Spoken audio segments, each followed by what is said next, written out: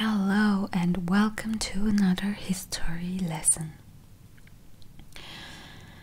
Today we are going to look at Hurrem Sultan. Hurrem Sultan, often called Roxelana, was the favorite and later the chief consort and legal wife of Ottoman Sultan Süleyman the Magnificent. He had 5 children with Süleyman: Şehzade Mehmet, Mihrimah Sultan, Şehzade Abdullah, Sultan Selim II, Şehzade Bayezid, and Şehzade Cihangir.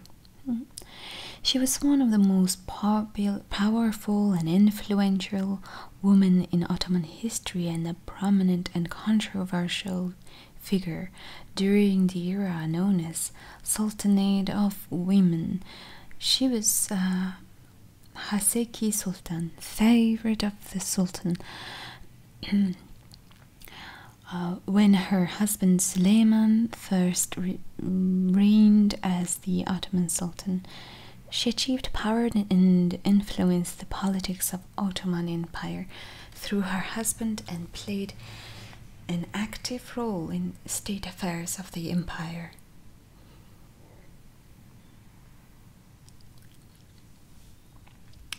Hurrem's first birth name is unknown. Leslie P. Pierce has written that it may have been either Anastasia or Alexandra Lisovska. Among the Ottomans, she was only known as Haseki Hurrem Sultan or Hurrem Haseki Sultan, Hurrem or Hurrem, meaning the cheerful one in Persian. Origins of Hurrem. Sources indicate that Hurrem Sultan was originally from Ruthenia, which was part of Polish kingdom. She was born in the town of Rahatin, 68 kilometers southeast of Lvov, a major city of Ruthenian voivodeship and crown of the Kingdom of Poland. According to late 16th century and early 17th century sources, such as Polish poet Samuel Twardowski, who researched the subject in Turkey, Hurrem was seemingly born to a father who was an Orthodox priest. Excuse me.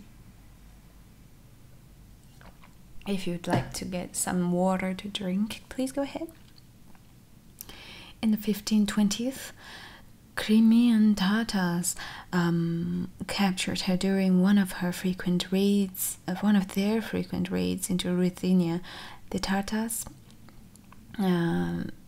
may have first taken her to the Crimean city of Kaffa, a major center of the slave trade, before she was taken into Istanbul. In Istanbul, Valide Sultan Hasfa Sultan selected Hurrem as a gift to her son, Sultan Süleyman. Hurrem was to become a Haseki Sultan, or favorite concubine of Ottoman Empire, Imperial Harem. Mikhailo Lituanus, ambassador of Grand Duchy of Lithuania and Crimean Khanate, wrote in the 16th century that the most beloved wife of present Turkish emperor, mother of his primogenital son who will govern after him, was kidnapped from our land. Excuse me.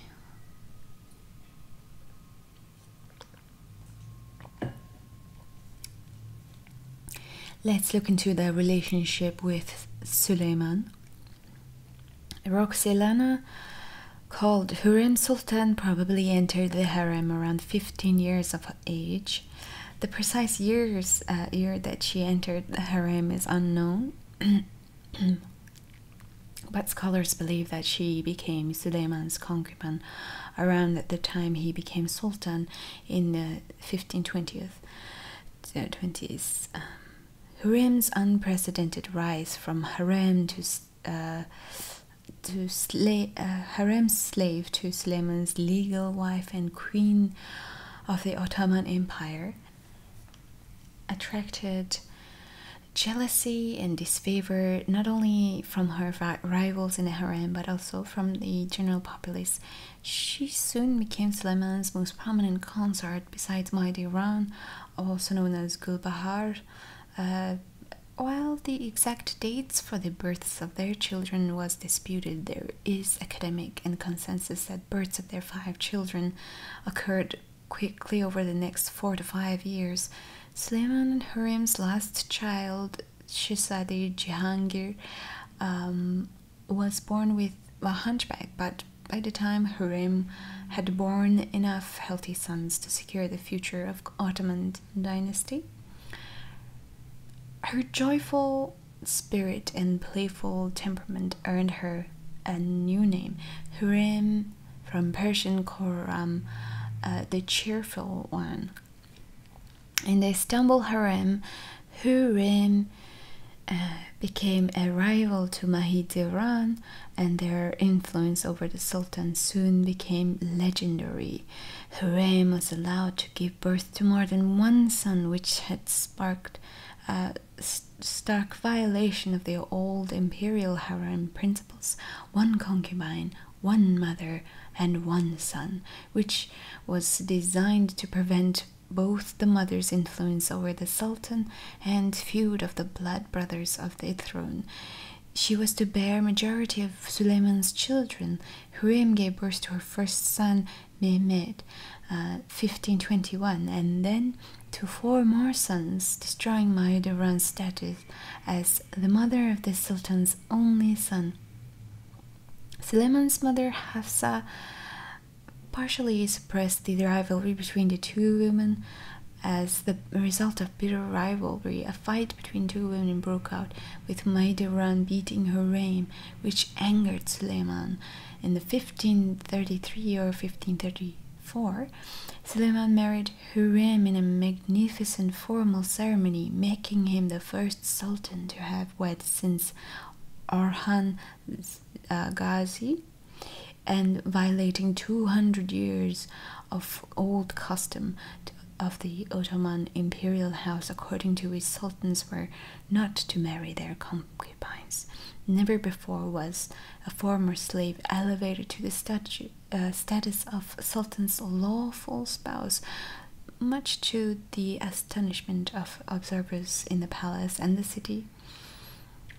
Hurrem also received the title of Haseki Sultan and became the first consort to hold this title. This title is used for centuries, reflected the great power of imperial consort. Most of them were former slaves in the Ottoman court, elevating their status higher than Ottoman princesses and making them the equal of empress consort in Europe. In this case, Suleiman not only broke the old custom, but created new tradition for the future Ottoman sultans to marry with a formal ceremony and make their consorts have significant influence on the court, especially in matters of succession. Hurrem's salary was 2,000 aspers a day, making her one of the highest paid Hasekis. Their marriage had subsequent consequences, including creating a general belief that by which marriage the Sultan had limited his autonomy and was dominated and controlled by his wife. Furthermore, a mother's role in educating and guiding her sons throughout their life became more prominent. Later, Hurrem became the first woman to remain in Sultan's court for the duration of her life. In the Ottoman imperial family tradition, a sultan's consort was to remain in the harem only until her son became of age, around 16 or 17, after which he would be sent away from the capital to govern far away province, and his mother would follow him. This tradition was called Sanjak Beyli. The consorts were never to return to Istanbul unless their sons succeeded to the throne. In defiance of this old age custom, Hurrem stayed behind in Hurrem with her hunchback son Jahangir, even after her 3 sons went to govern empire's remote provinces. Moreover, in addition to remaining in Istanbul, she also moved out of her harem, located in Old Palace, Eski Saray, and permanently moved into Topkapi Palace after a fire destroyed the old harem. Some sources say she moved to Topkapi not because of the fire, but as a result of her marriage to Suleiman.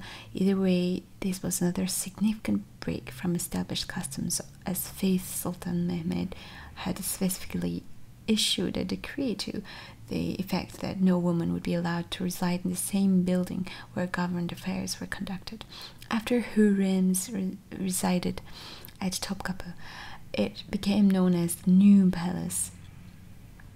Under his pen name Muhibi, Sultan Suleiman composed this poem for Hurrem Sultan: "Throne of my lonely niche, my wealth, my love, my moonlight, my most sincere friend, my confidant, my very existence, my Sultan, my one and only love, the most beautiful among the beautiful, my springtime, my merry-faced love, my daytime, my sweetheart, laughing leaf, my plants, my sweet, my rose, the one only who does not distress me in this world, my Istanbul, my Karaman,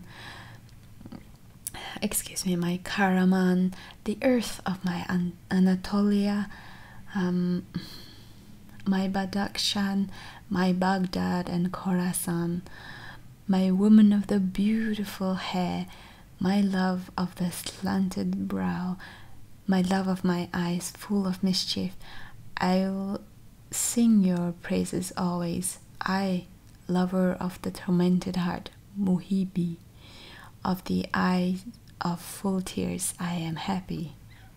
Isn't that lovely? How amazing he wrote for his love. It's very interesting to learn. Now let's look at the state affairs of Hurrem Sultan.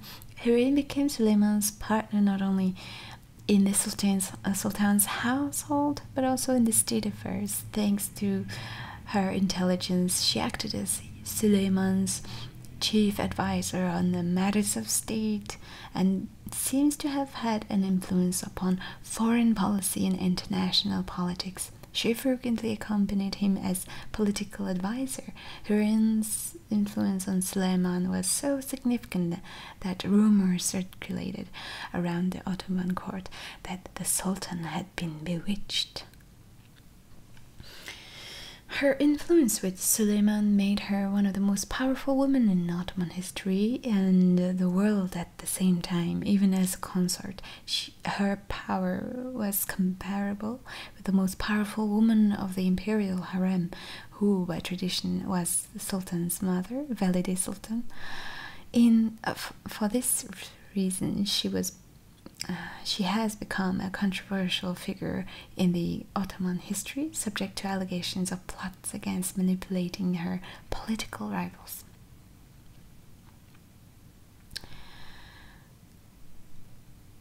Now let's look at the controversial figure.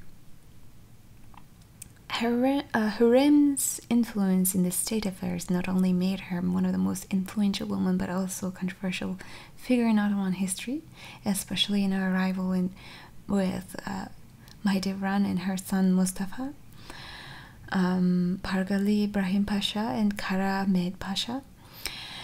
Hurrem and Mahidevran had born Suleiman six Shahzades, Ottoman princes. four of whom survived past 1550s: Mustafa, Selim, Bayezid, and Jahangir. Of these, Mahidevran's son Mustafa was the eldest and preceded the Hurrem's children in the order of succession. Traditionally, when a new sultan rose to power, all of his brothers were killed in order to ensure the stability of the empire. This practice is called Kardesh Katliama.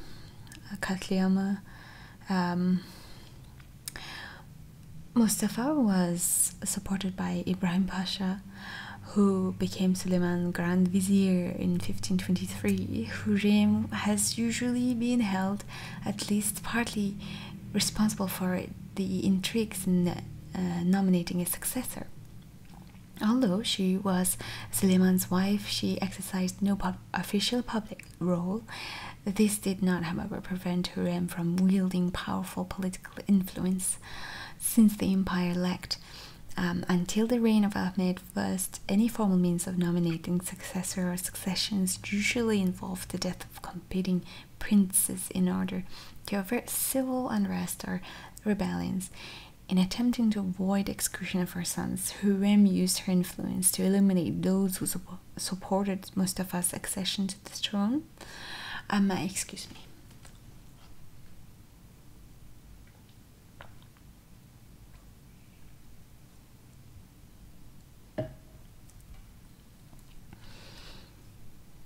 A skilled commander of Suleiman's army, Ibrahim eventually fell from grace after an imprudence committed during a campaign against Persian Safavid Empire during Ottoman Safavid War.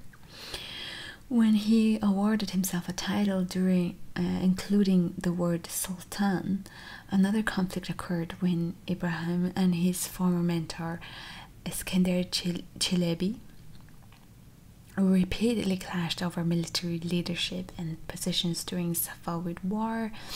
These incidents launched a series of events which culminated in his execution in 1536 by Suleiman's order. It is believed that Hurrem's influence contributed to Suleiman's decision. After three other grand viziers in 8 years, Suleiman selected Hurrem's son-in-law, Damat Rustem Pasha, husband of Mihrimah, to become the Grand Vizier. Scholars have wondered if Hurrem's alliance with Mihrimah Sultan and Rustem Pasha helped secure the throne for one Hurrem's sons. Many years later, towards the end of Suleiman's long reign, the rivalry between his sons became evident. It is believed that both Hurrem and the Grand Vizier Rustem helped turn Suleiman against Mustafa, and Mustafa was accused of causing unrest during the campaign against Safavid Persia in 1553 because of fear of rebellion. Because of fear of rebellion, Suleiman ordered the execution of Mustafa. According to the source, he was executed that very year on charges of planning to dethrone his father. His guilt for the treason of which he caused remained neither proven nor disproven. After the death of Mustafa, Mahidevran lost her status in the palace as the mother of the heir apparent and moved to Bursa. She did not spend her last years in poverty as her stepson Selim II. The new sultan, after 1566, put her on a lavish salary. Her rehabilitation have been possible after the death of Hurrem in 1558. Jahangir, Hurrem's youngest son, allegedly died of grief a few months after the news of his half-brother's murder. Suleiman dismissed Rustem and appointed Kara Ahmed as his Grand Vizier in 1553, but almost 2 years later, Kara Ahmed was strangled by Suleiman's order in September 1555. It is It is said that the execution was due to political maneuvers of Hurrem, who wanted Rustem to become a Grand Vizier again. After the death of Kara Ahmed, Rustem Pasha became Grand Vizier once more. Other stories about Hurrem's role in executions of Ibrahim, Mustafa, Kara Ahmed are very popular. Actually, none of them are based on first-hand sources. All other depictions of Hurrem, starting with comments by 16th and 17th century Ottoman historians as well as by European diplomats, observers, and travelers, are highly deprivative and speculative in nature, because none of these people, neither Ottoman nor foreign visitors, were permitted into the inner circle of Imperial Hurrem, which was surrounded by multiple walls. They largely relied on the testimony of servants and courtiers or the popular gossip circulating around Istanbul. Even the reports of Venetian ambassador at Suleiman's court, the most extensive and objective first-hand Western source on Hurrem to date, were often filled with authors' own interpretation of Hurrem rumors. Most other 16th century Western sources on Hurrem, which are considered highly authoritative today, the Turkish letter of Oger Busbek, the emissary Holy Roman Emperor Ferdinand I at the port between 1554 and 62. The account of the murder of Shehzadi Mustafa by Nicholas D. Moffan, the historical chronicles on Turkey by Paolo Giovio, and the travel narrative by Luigi Bassano, derived from hearsay. Foreign policy. Let's see what type of impact did Hurrem Sultan have in foreign policy. Hurrem acted as Suleiman's advisor on matters of state and seems to have an influence upon foreign policy and international politics. Two of her letters to King Sigismund II Augustus of Poland have survived, and during her lifetime the Ottoman Empire generally had peaceful relations with Polish state within the Polish-Ottoman alliance. In her first short letter to Sigismund II, Hurrem expresses her highest joy and congratulation to the new king on the occasion of his accession to the Polish throne after the death of his father Sigismund I. She also pleads with the king to trust her envoy Hassan Aga, who took another message from her by word of mouth. In her second letter to Sigismund August, written in response to his letter, Hurrem expresses superlative terms of her joy at hearing that the king is in good health, and that he sends assurance of his sincere friendliness and attachment toward Sultan Suleiman the Magnificent. She also quotes that the Sultan as saying, "With the old king we were like brothers, and if it pleases the all-merciful God, with this king we will be as father and son."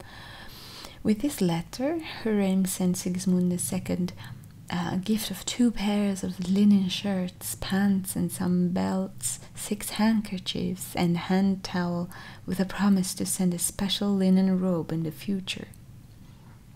There are reasons to believe that these 2 letters were more than just diplomatic gestures, and that Suleiman's reference to brotherly and fatherly feelings were not a mere tribute to political expediency. The letters also suggest that Hurrem's strong desire to establish personal contact with the king. In 1551, letter to Sigismund II concerning the embassy of Piotr Opalinsky, Suleiman wrote that the ambassador had seen your sister and my wife.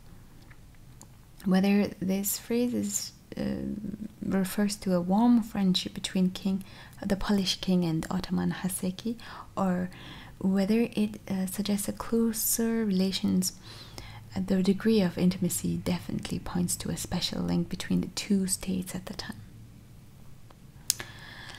Let's look at what charities was Hurrem Sultan was involved in.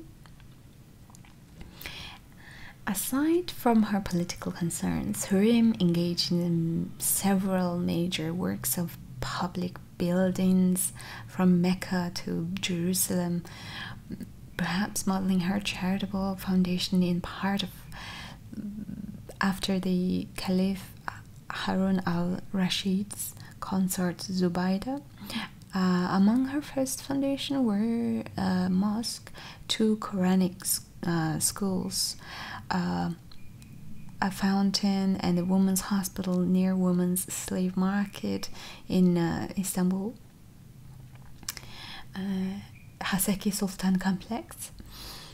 It was the first complex constructed in Istanbul by Mimar Sinan in new position as the chief imperial architect. In fact, the fact that it was the 3rd largest building in the capital, after the complexes of Mehmed II and Suleiman, testifies to Hurrem's great status. She also built mosque complexes in Adrianople and Ankara. She commissioned a bath, the Haseki Hurrem Sultan Hamami, to serve the community of worshippers in the nearby Hagia Sophia. In Jerusalem, she established in 1552 the Haseki Sultan Emirat, a public soup kitchen to feed the poor and the needy. This soup kitchen was said to have fed at least 500 people twice a day. She also built Emirat Haseki Hurrem soup kitchen in Mecca. Some of her embroidery, or at least that done under her supervision, was also survived. Examples of being given in 1547 to Tahmasp I and the Shah of Iran, and in 1549 King Sigismund to King Sigismund II Augustus. Esther Handali acted as her secretary and intermediary in several occasions. Let's look at her legacy. Hurrem Haseki Sultan, or Roxelana, is well known both in modern Turkey and in the West, and is the subject of many artistic works. In 1561, 3 years after Hurrem's death, a French author, Gabriel Bounin, wrote a tragedy titled La Sultane about the role of Hurrem Sultan in Mustafa's death. This tragedy marks the first time the Ottomans were introduced on stage in France. She was inspired paintings, musical works, including Joseph Haydn's Symphony No. 63, an opera by Denis Sitchinsky, a ballet, plays, and several novels written mainly in Russian and Ukrainian, but also in English, French, and German. In early modern Spain, she appears or is alluded to in works by Quevedo and other writers, as well as a number of plays by Lope de Vega. In plays entitled The Holy League, Titian appears on the stage at Venetian Senate, and stating that he has just come from visiting Sultan, displays his painting of Sultana Rosa or Roxelana. In 2007, Muslims in Mariupol, a port city since 1922 in Ukraine, opened a mosque in order to honor Roxelana. In 2003, mini TV series Hurrem Sultan was portrayed by Turkish actor and singer Gülben Ergen. In 2011 to 2014 TV series Muhteşem Yüzyıl, Hurrem Sultan is portrayed by Turkish-German actress Meryem Üzerli from season 1 to season 3, and at the series last season she's portrayed by Turkish actress Vahide Perçin. And now here was the history lesson on Hurrem Sultan. Personally, I really like the topic very much. I like the topic of learning history, learning all types of, especially the 16th centuries, by around 1500s. Lots of things happened, a lot of expressions, changes, lots of change. There's like big huge change, such as woman queens that are taking charge, such as Elizabeth I.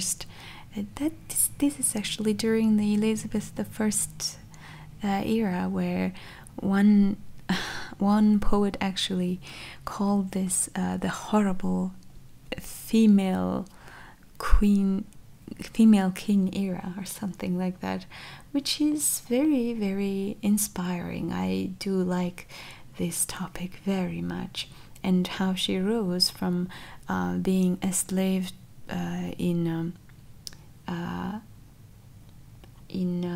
harem to become a sultan. And it just shows the human aspect of the royal blood. It also shows the also romantic and human aspect of Sultan Süleyman. Even though you can be a very big accomplished king and conqueror, magnificent leader, yet you can be deeply in love, writing love letters, poems to committed to one woman for the rest of his life. This is very inspiring. It's very interesting history. If you want to learn more, you should go ahead and read a lot more into it. I have seen some of the TV dramas, which is very nice interpretation as well. Alright, so I'm going to end the day's history lesson on this note. I hope that you have enjoyed this lesson. If you want to watch more, please like, please comment. I'll see you guys later. Goodbye.